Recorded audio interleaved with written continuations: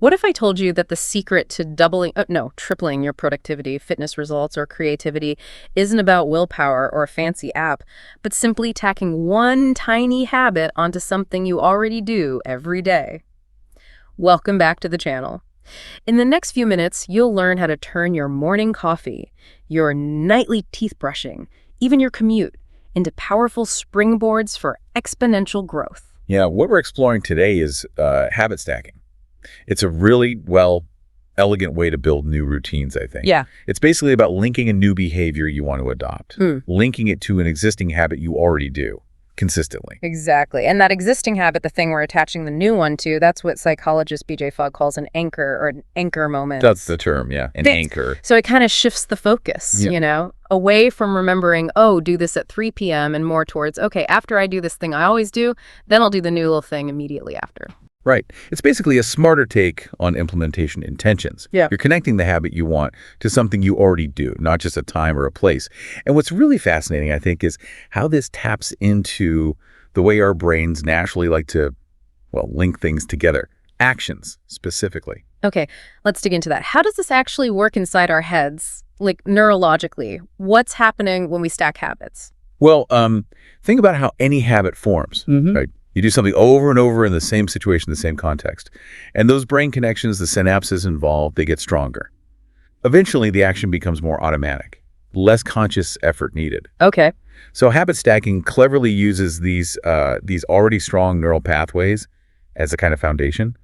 When you consistently pair a new, usually small habit with one of those existing ones, you're essentially, piggybacking on that brain wiring that's already there. So it's like our brain already built the superhighway for the old habit, the anchor, and we're just adding a really short, easy on-ramp for the new habit. Is that a fair way to think about it? That's a great analogy, actually. Yeah.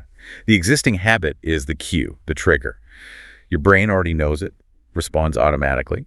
So that dramatically cuts down the mental energy, the cognitive effort needed to start the new habit, much less than trying to build something totally new from scratch. And neurochemically, finishing that anchor habit might even give you a little dopamine hit, the reward chemical, which then helps lock in the new habit that follows it. Ah, okay. So we're almost like hijacking the brain's own reward system to help us out. You could say that, yeah, in a way. Your brain already knows how to do the anchor habit without thinking. So adding just one tiny step right after feels, less disruptive, easier. It's very related to this idea of habit chunking. That's where the brain lumps related actions together into one smooth sequence. Saves mental energy. Like grabbing your keys and wallet before you leave the house, that kind of thing. Exactly. Or maybe you brush your teeth and you automatically reach for the floss. Habit stacking is about intentionally creating those kinds of smooth sequences. So pouring your coffee, that becomes the trigger for, say, 1 minute of just mindful breathing. Repeat that enough times, and those two actions start to feel like one single unit, more automatic. That makes a lot of sense. Finding those natural connection points in the day and just deliberately slotting in something small and positive. Can we look at some real-world examples? Like, how are people actually using this effectively? Absolutely. Yeah, for fitness and health, a really common one, and it works well, is after I take off my work shoes when I get home, I will immediately change into my workout clothes. See? The trigger is reliable, coming home, taking off shoes, and the action directly supports the fitness goal. That's brilliant because just getting into the workout clothes is often the biggest hurdle, right? It lowers that barrier. Precisely. Lowers the activation energy. And here's a really powerful one from B.J. Fogg himself. He started doing just 2 push-ups every single time he went to the restroom. 2 push-ups. Wow, okay. Seems tiny, right? Yeah. But apparently it led to him losing 20 pounds. And maybe more importantly, it sort of sparked this chain reaction. Around 100 other small positive changes followed. Whoa.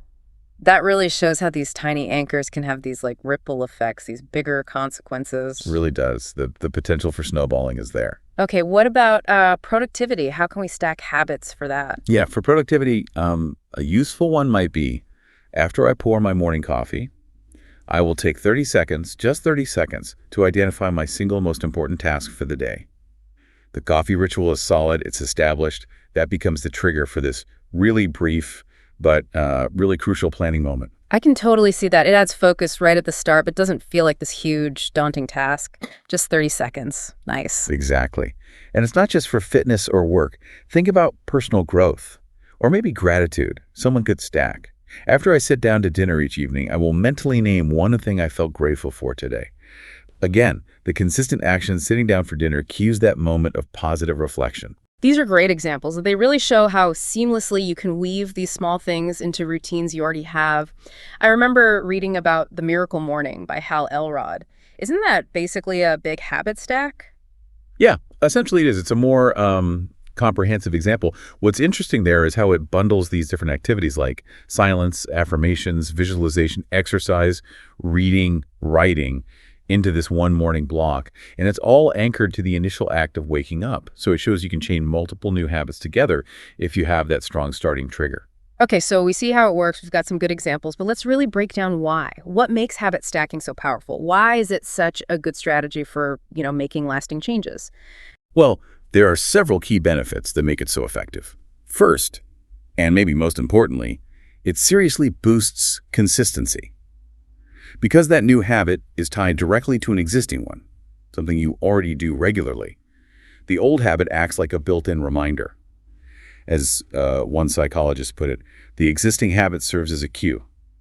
There's a built-in reminder integrated into your daily life that helps you maintain consistency. You just don't forget as easily. Right, right. It takes the load off your memory, off having to constantly remind yourself to do the new thing. Exactly, which leads right into the second big advantage. It improves efficiency and really lowers the mental strain. When you stack a new habit, it doesn't feel like adding this whole separate thing to your day. It feels more like just extending something you're already doing. So it can streamline your routines, maybe even save you time.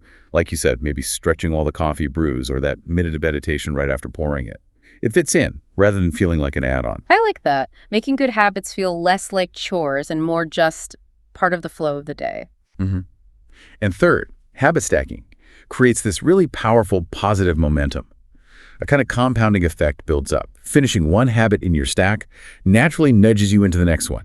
You get this little sense of accomplishment. Okay, did that, which makes you more likely to do the next thing. That small success, like the 1 minute of mindfulness after coffee, it can build motivation for whatever comes next. Yeah. And over time, obviously, these small, consistent actions add up. Think about that 1% better everyday idea. It compounds to almost 37 times better in a year. Habit stacking is just a really practical way to make that happen. Okay, I'm sold. This sounds genuinely useful. So how do we actually do it? What are the practical steps for someone listening right now to build their own habit stack? Where do they start? Right, okay. Step one, you need to choose your goal and find your anchor habit. First, get really clear on the new habit you want. What is it specifically? Read more. Drink water. Practice guitar. Then, map out your current daily routine. What do you always do without fail? Brushing teeth, making coffee, finishing lunch, checking email, walking the dog. James Clear actually suggests making a list of all your daily habits and triggers to find good candidates. The key is picking an anchor that's super reliable, very specific, stable, and ideally, maybe even logically related to the new habit. Like if you want to practice Spanish, maybe after you finish breakfast is a good anchor. Okay, so find those really dependable moments in the day first. Got it. Exactly. Step two, make your habit stack formula extremely specific. Use that template. After current habit, I'll new habit. Don't be vague. Precision is your friend here instead of I'll stretch in the morning, make it. After I turn off my alarm clock, I'll immediately do 5 minutes of stretching right there by my bed. See the difference? Yeah, much clearer. Leaves no room for doubt. Right. And maybe even think about obstacles. What if your anchor is walking the dog, but it's pouring rain? Maybe have a plan B stack, like if it's raining, after I leash the dog, I'll do 10 minutes of indoor fetch instead of the walk. Planning for disruptions? Smart. Okay, what's next? Step three, and this one is crucial. Start incredibly small, like ridiculously small.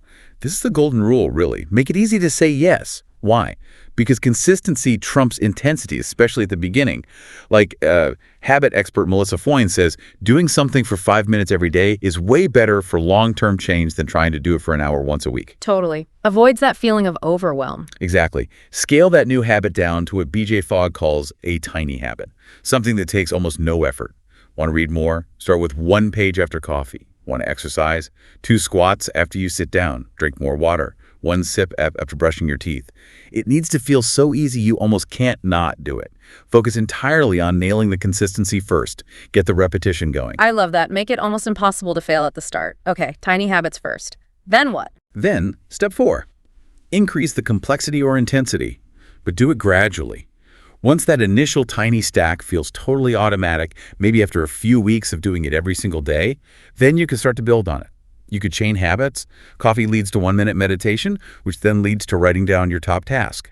Add just one new link at a time, though. Let it stick before adding more. Or you could gradually increase the duration or difficulty of the new habit itself. That 1 page of reading becomes 2 pages, then 5. Those 2 squats become 5, then 10. The big mistake is trying to add too much, too fast. Habit stacking is iterative. Build on small wins. Okay, start tiny, lock in consistency, then slowly layer or scale up.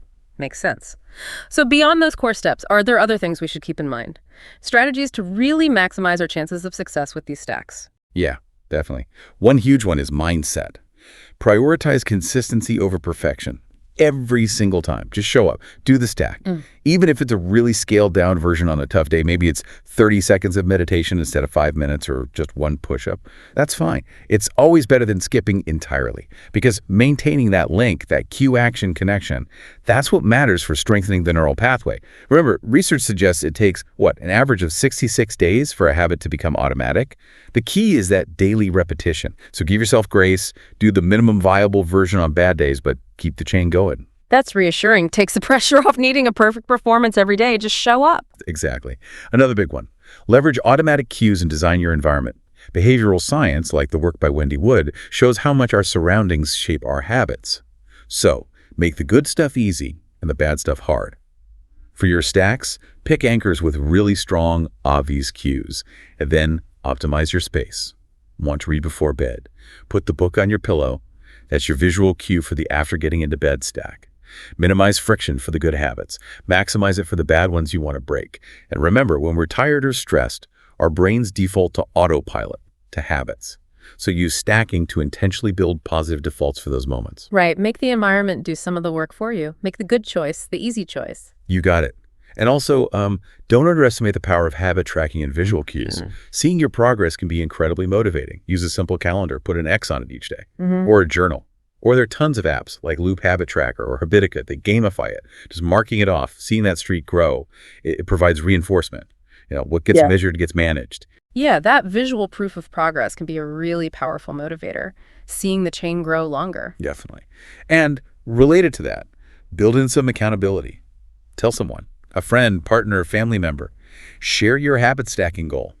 Just knowing someone else knows can give you that little extra push. There's research, I think, from a study mentioned in The Guardian, showing commitment to someone else raises completion chances to like 65%, and having regular check-ins bumps it to 95%. Wow, that's a huge difference. It is. So find a buddy, join an online group, use the social features in some apps. That external support helps. Makes sense. Having someone to answer to, even informally. And also, reward yourself and celebrate the milestones, especially early on. Positive reinforcement helps cement those new behaviors. It doesn't have to be big. A small, immediate reward right after you complete the stack. Maybe it's just savoring the feeling of accomplishment. Maybe it's 5 minutes of listening to music you love. Maybe it's just a mental, yes, did it. BJ Fogg talks a lot about the power of immediate positive emotion. Tracking your streak can even feel like a reward itself. Make sure the rewards align with your overall goals, though. Right. Acknowledge the effort, create that positive feeling around the new routine. Exactly.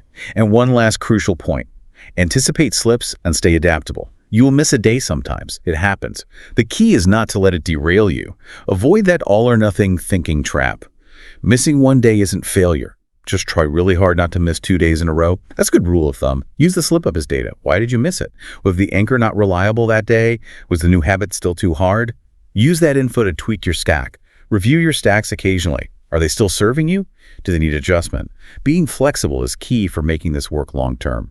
That's such an important mindset piece. Progress, not perfection. Learn from the misses, adjust, and keep going. Exactly.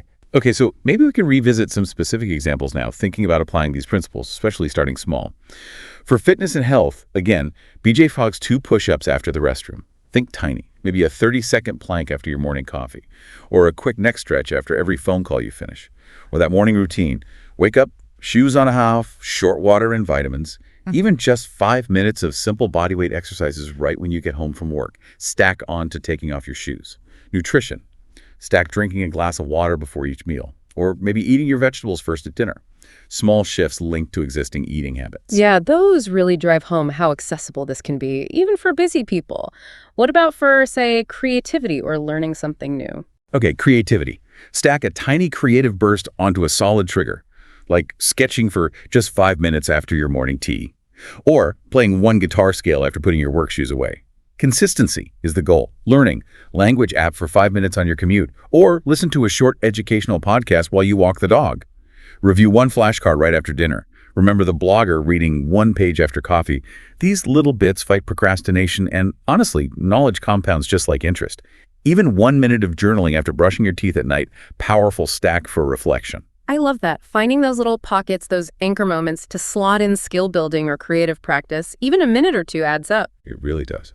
And finally, finance and productivity. Same principles apply. Finance. Maybe stack checking your bank balance for 30 seconds right after your first coffee, or transferring $5 to savings every Friday after you clog out. Maybe review your budget for 1 minute after the nightly news. Productivity at work. Stack identifying your top task right after opening your email, or tackling one tiny quick task right after you get back from lunch. Maybe after every meeting, you immediately schedule the action items. Think David Allen's GTD process, small things immediately. Linking these to routine triggers makes them much more likely to happen consistently. So it really comes back to that core formula, doesn't it? Across all these different goals, it's simply, after when I do this established habit, I will do this new tiny habit. Well, that's the essence of it. And the real magic seems to be that consistency, built on those reliable anchors, is what unlocks that exponential improvement, that compounding growth we talked about earlier. Exactly right.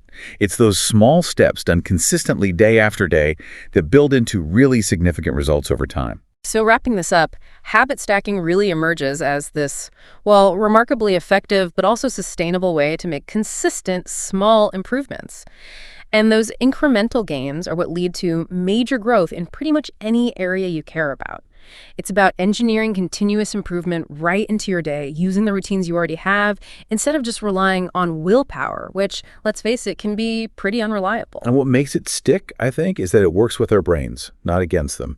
It taps into how we naturally form habits, making it feel more intuitive and less like a struggle. Absolutely. Okay, so here's the call to action for everyone listening. Your takeaway. Find just one anchor habit in your day. Something solid, something you always do. Then pick one tiny new habit you want to build. Just one to start. And begin your habit stacking journey today. Use that simple formula. After your anchor habit, I will give your tiny new habit. Yeah, and that leads to maybe the final thought for you to consider. What's one really small routine, maybe less than a minute long, that you could realistically add to your day right now, anchored to something you already do, that might just have a significant impact down the road? Think about it. What's that tiny hinge that could swing open a really big door for you? That's a great question to ponder. And hey, if you found this deep dive into habit stacking useful, if it sparks some ideas for you, please do follow and share our channel. Help others discover how they can unlock their own potential for growth using this simple, powerful strategy.